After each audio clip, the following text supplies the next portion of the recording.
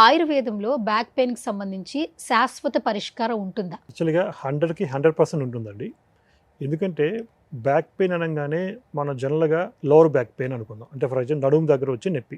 దాంట్లో ఏంటి వెన్నెముకలో L spine అంటే lumbar spine L1, L2, L3, L4, L5 5 vertebral bones అనేవి ఉంటాయి. ఈ వర్టిబ్రల్ బోన్స్ అనేవి వీక్ అయిపోయి అంటే అరుగుదల వచ్చేసి డీజనరేట్ అయిపోయి ఆ L3, L4, L4, L5, L5, L1 ఈ ఏరియాలో ఎక్కువ డీజనరేషన్ ఉంటుంది. ఎందుకంటే మన నడుము ఉంచినప్పుడు ఎక్కువ యూజ్ చేసే పార్ట్స్ L3, L4, L5 ఏరియాలోనే ఉంటుంది. కాబట్టి ఆ ఏరియాలో ఉన్న ఎముకలు అనేవి అరుగుదల వచ్చేసి ఎముకల మధ్యలో ఏదైతే కొంచెం కుషల్ లాంటి పదార్థం ఉంటే దాన్ని డిస్క్ అంటాం. ఆ డిస్క్ అనేది కొంచెం ఉన్న ప్లేస్ నుంచి పక్కకి జరిగి ఫస్ట్ స్టార్టింగ్లో డిస్క్ బల్జింగ్ అని వస్తుంది. కొంచెం ముదిరిన తర్వాత డిస్క్ ప్రొట్రూజ్ అంటే ఉన్న ప్లేస్ నుంచి డిస్క్ కొంచెం బయటికి జారుతుంది.